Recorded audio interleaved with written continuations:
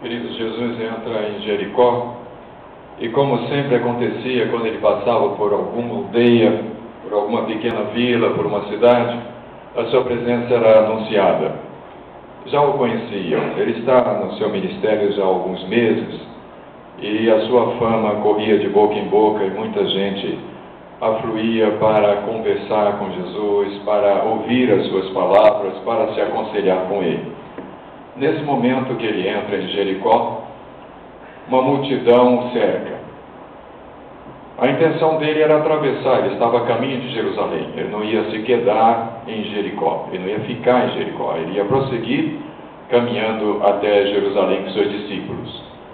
Mas a multidão o apertava e muita gente, vendo aquele tumulto, perguntava saber o que se passava e diziam: é Jesus, o rabino, o rabi, o mestre, que está passando por Jericó.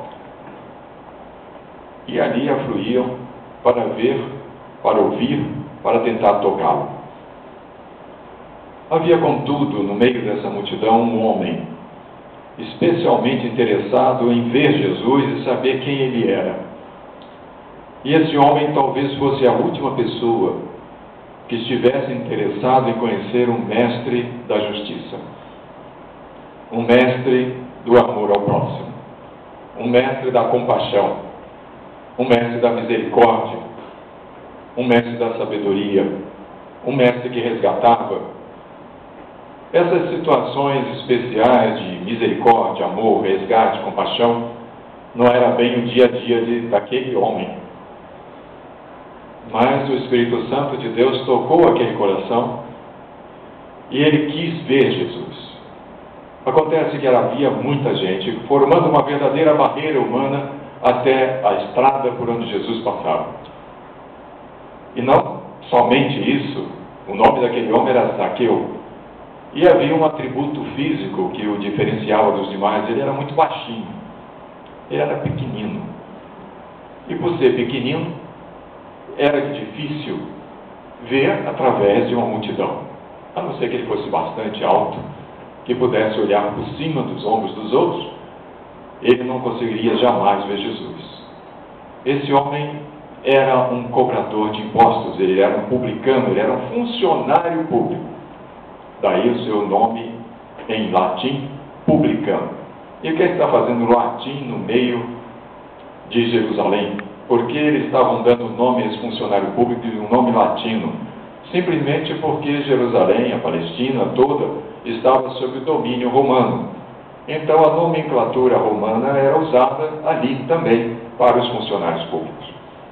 E aquele homem era um publicano, era portanto um funcionário público, e ele era um cobrador de impostos. Ele era um agente do Ministério da Fazenda.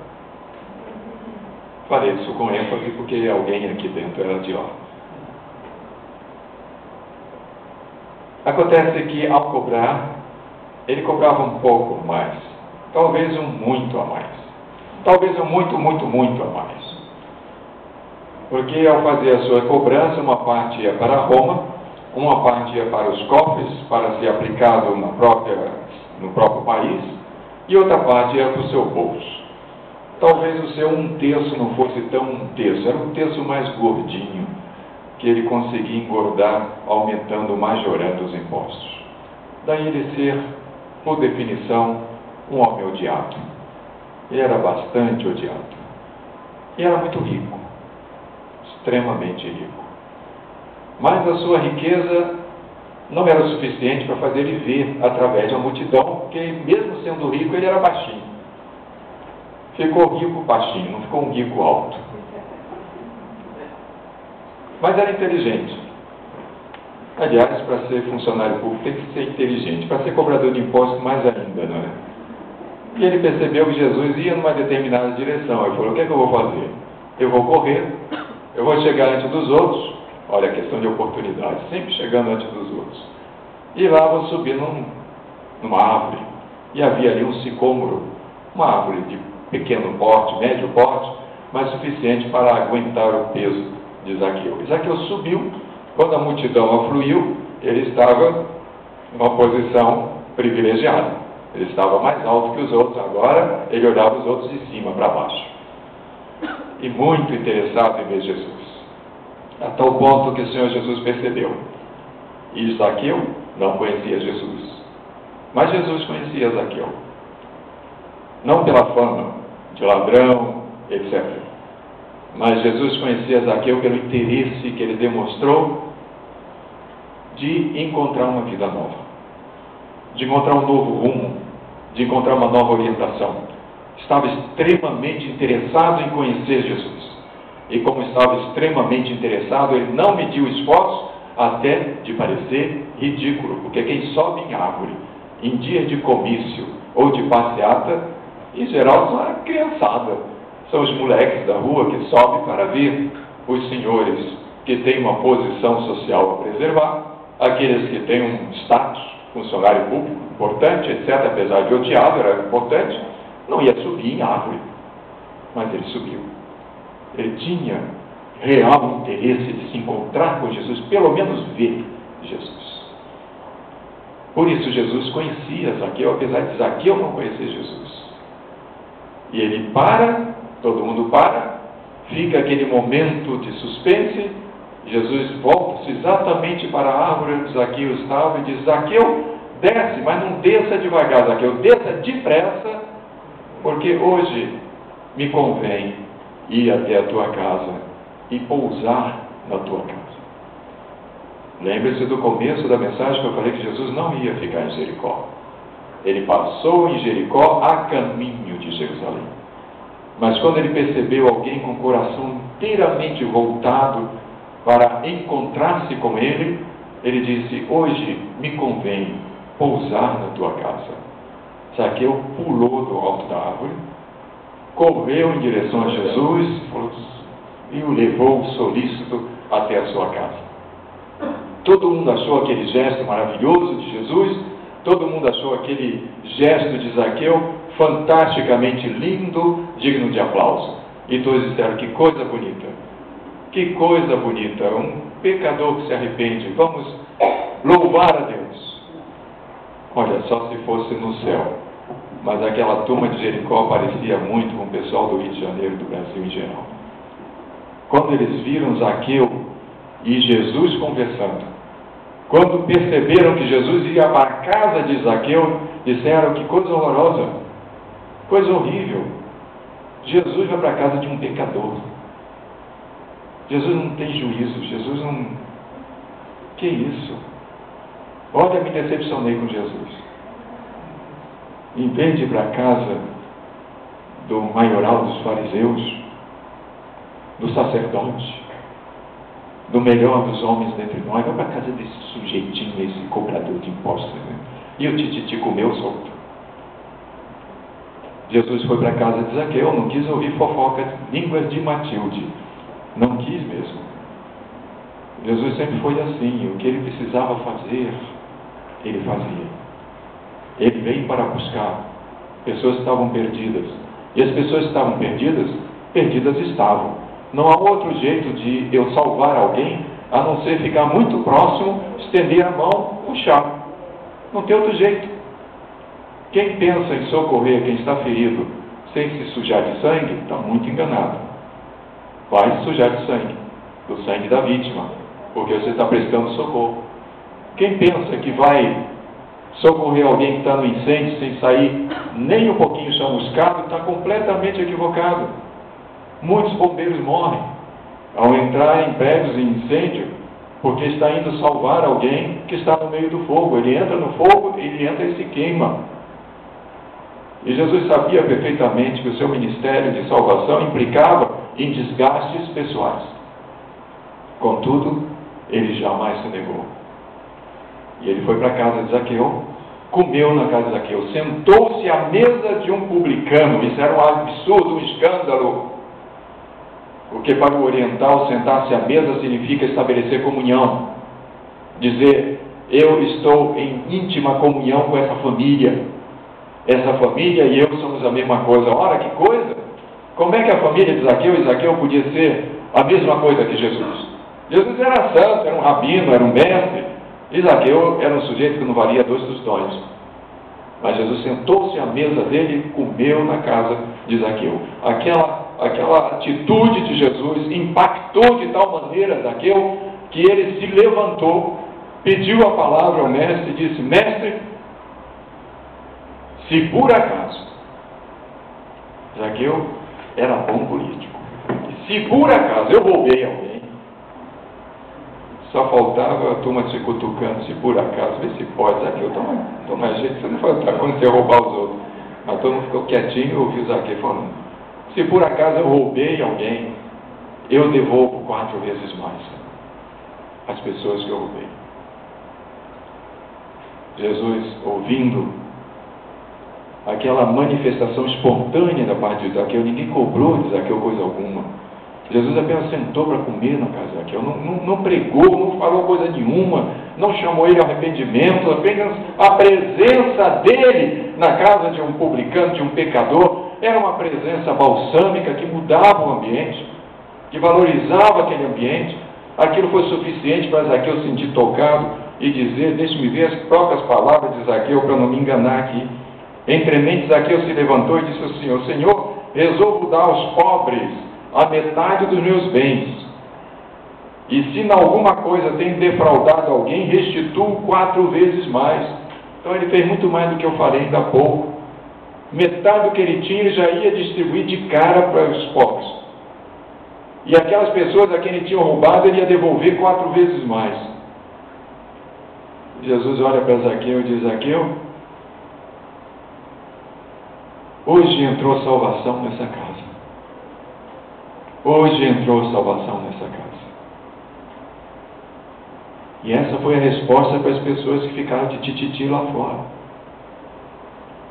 Jesus é tão claro na sua proposta de vida. A proposta de vida do Senhor Jesus é: você pode ser próspero, você pode ter todas as coisas, porque todas as coisas pertencem a Deus, e Deus dá àqueles que Ele ama tudo.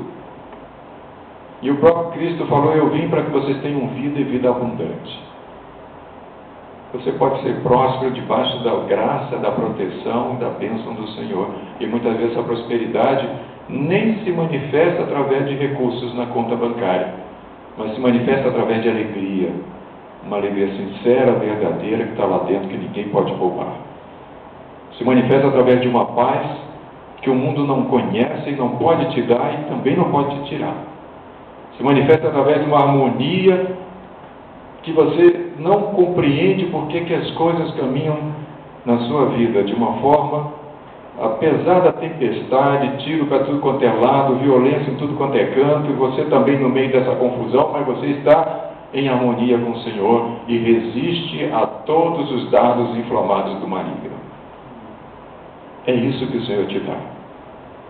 Você pode ter todas essas coisas, desde os recursos materiais para ser mordomo de Deus, para ser um servidor do Senhor com recursos econômicos, com dinheiro mesmo, para que aquele dinheiro seja uma bênção na sua família, seja uma bênção onde você está, e que você seja um instrumento que Deus use para multiplicar por muito, e todas as vezes que a bênção chega a você, transborda para os outros, transborda para quem está próximo. Você pode perfeitamente viver assim na presença do Senhor. Essa é a vontade do Senhor. Não que você viva na miséria, não que você viva na mendigância, não que você viva no desespero, no desamparo, no cheque especial, não que você viva pedindo emprestado a todo momento, mas que você viva com abundância, e uma abundância ética, correta, moral, que Deus pode usar, que Deus pode estar presente, que Deus pode sentar ao teu lado perfeitamente, teu coração absolutamente puro diante do Senhor. Zaqueu era ladrão e era rico. Ele era rico porque ele era ladrão, mas ele era rico só de dinheiro. Contudo, havia uma centelha no coração de Zaqueu que dizia: isso não é vida que eu possa levar, eu não tenho alegria nessa vida, eu tenho riquezas, eu tenho ouro, eu tenho prata, mas eu não tenho alegria, eu não tenho paz, eu quero conhecer aquele que pode me dar essa paz. E quando ele recebe a paz, quando o impacto da presença de Jesus na vida dele, quando o brilho glorioso de Jesus naquela casa, que até então era considerada uma casa abominável, se torna uma casa cheia da luz, da presença do Espírito Santo de Deus. Quando isso acontece, Zaqueu se levanta e não se aguenta e diz: eu estou me libertando de tudo aquilo que eu achava que era a base para a minha vida, eu estou jogando tudo isso fora, eu considero isso tudo lixo, mas como isso é importante, eu vou dar para quem precisa, eu não preciso mais, porque eu encontrei a paz. Eu encontrei Jesus. Eu queria saber quem era Jesus, agora eu sei. Zaqueu naquele momento se transformou num homem rico, verdadeiramente rico. Quando ele abriu mão de tudo e abraçou-se com Jesus, Jesus falou: agora, Zaqueu, você é rico, agora você é salvo, agora você é alguém que está nas mãos de Deus e no coração de Deus, agora você tem um coração de Deus em você. Queridos, leva para casa essa experiência de Zaqueu com Jesus. Gaste o que for necessário de tempo, de dedicação, para se encontrar verdadeiramente com Jesus. Suba nas árvores que forem necessárias para ver Jesus.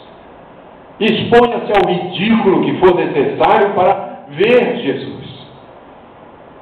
Exponha-se às pessoas falarem mal de você para encontrar-se com Jesus. Vale a pena. Vale a pena pagar o preço para se encontrar com Jesus. Para ter um momento em que Ele senta na tua mesa, na mesa da tua casa. Vale a pena todo o esforço, todo o sacrifício que você fizer. Vale a pena abrir mão de tudo que você tiver que abrir mão para se encontrar com Ele. Sabe de uma coisa? Diante do Senhor Jesus não tem ninguém nem pequeno nem alto. Só existem pessoas que precisam com urgência de encontrar-se com Ele. E hoje é o dia. Hoje é esse dia. Abra seu coração e diga: Senhor, eu quero saber quem você é. Eu quero saber quem você é com relação à minha vida.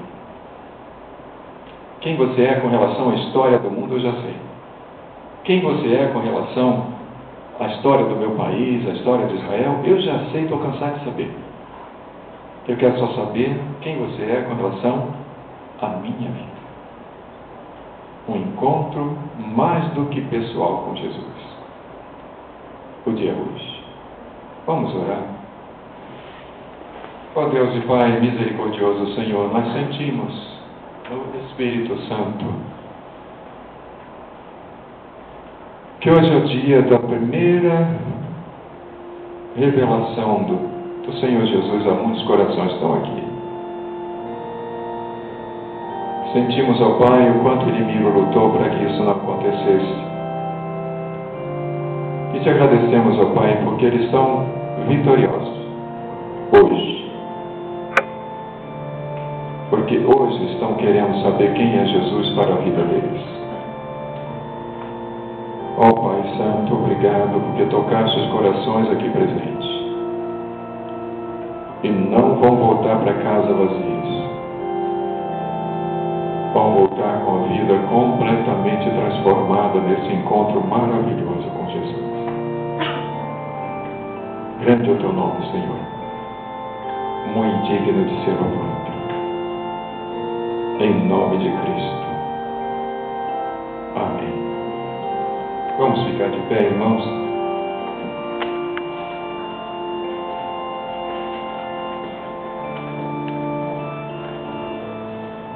O hino 299, ao final das nossas Bíblias, é a oração cantada dessa noite, 299.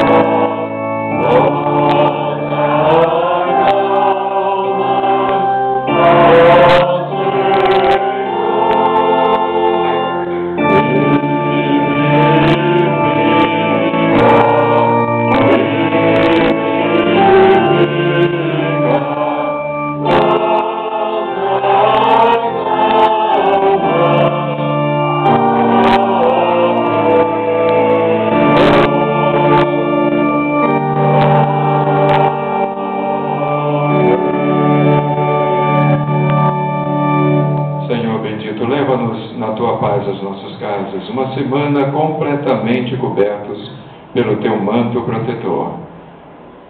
E a paz e a graça de nosso Senhor e Salvador Jesus Cristo, o amor insondável de Deus, o nosso eterno Pai, e as ternas compaixões do Espírito Santo de Deus, repousem sobre vós, irmãos amados, sobre todos